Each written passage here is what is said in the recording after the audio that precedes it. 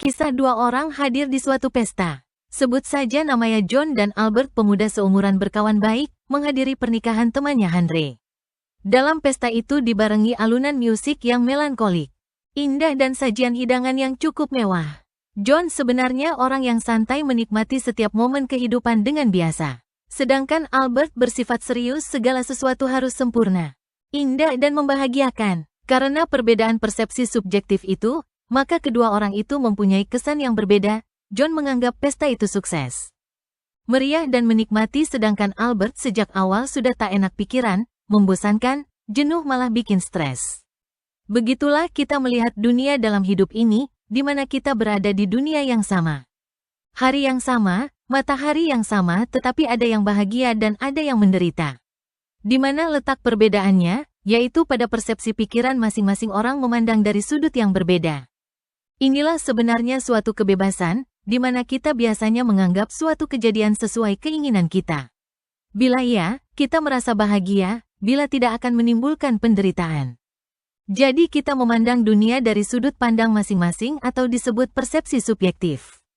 Kesimpulannya adalah dunia luar itu adalah netral, tergantung sudut pandang kita. Oleh karena itu, rubahlah sudut pandang itu. Sudut pandang ini berada dalam diri kita, atas kendali kita, bebas kita memilih. Disinilah diperlukan melihat dunia dengan kebijaksanaan, hingga segala sesuatu menjadi tampak indah. Cara ini dapat mengurangi tekanan hidup, dan menikmati setiap momen dengan bahagia. Cara ini tidak secara otomatis dapat dilakukan. Memerlukan waktu proses kesadaran diri. Bila semua orang melihat dunia dari persepsi subjektif, maka dunia ini sebenarnya berbeda bagi setiap orang. Jadi realitas ini tergantung sudut pandang kita, pola pikiran kita dan penilaian kita. Manusia membentuk konsep-konsep tertentu tergantung budaya masing-masing untuk memahami dunia yang serba rumit ini. Memahami dunia ini tergantung kesepakatan kita masing-masing yang tidak tergantung dari siapapun. Secara sederhana dapat digambarkan misalnya masalah finansial. Bagi sebagian orang bayar listrik dan air sulit, tetapi orang kaya tidak masalah. Bagi orang kaya mungkin masalah anak yang narkoba, tetapi orang miskin masalah anak yang belum makan, dan sebagainya.